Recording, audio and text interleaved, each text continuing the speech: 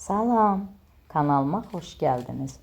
Bugün hem faydalı hem dadlı sarımsaq turşusu hazırlayıram.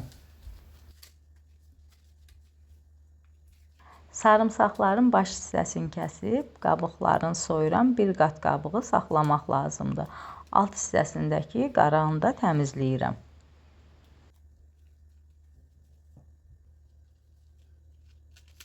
Sarımsaqların hamısını eyni qayda ilə təmizlədim. 1 litrlik bankalara yığıram. Sarımsaq turşusu qışda soyuq havalarda ət yeməklərinin, xəmir yeməklərinin yanında çox dadlı, ləzzətli olur. Həm də soyuq dəymə zamanı təbii antibiotik kimi də istifadə olunur.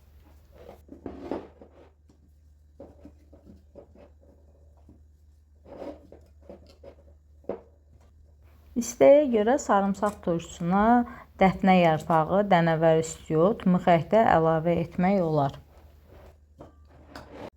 1 litrlik banka üçün 1 çay qaşığı şəkər tozu, 1 xörək qaşığı duzu, 4% üzüm sirkəsində həll edib bankanın içərisinə əlavə edəcəm.